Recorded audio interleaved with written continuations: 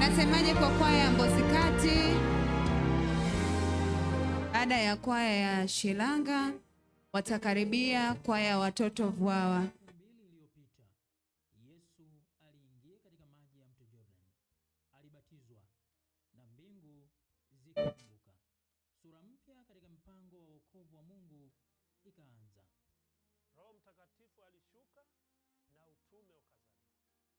Utume ambao ungeenea katika vizazi, mataifa na mioyo ya watu. Kutoka kwa kiongozi mmoja na wafuasi wachache. Leo utume huu umeenea kwa waumini zaidi ya milioni 23 ulimwenguni kote na zaidi ya milioni 6 katika divisheni yetu. Leo kanisa la ulimwengu linaingia katika zama mpya. Si tu kuadhimisha miaka 1000 damu yake Bwana iliyomwagika msalabani, ndiyo itoshayo kunisafisha niliye mdhambi. Alinikomboa kwa damu yake ya thamani, niliyetazama na upendo wake, niliyetazama na upendo wake. Damu yake Bwana iliyomwagika msalabani, ndiyo itoshayo kunisafisha niliye mdhambi. Alinikomboa kwa damu yake ya thamani, niliyetazama na upendo wake, niliyetazama na upendo wake.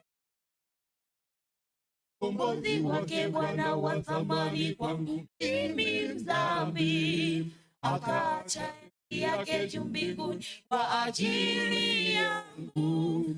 Namsifu Bwana kwa upendo wake ulinikomboa.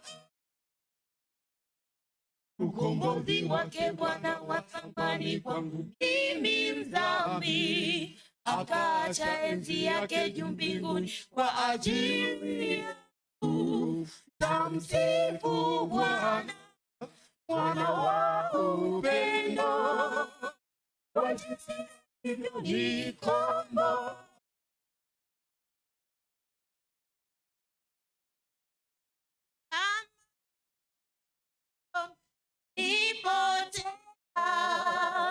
Nilitanga mbali na zizi lake, akashuka kunitafuta, nipate wokovu.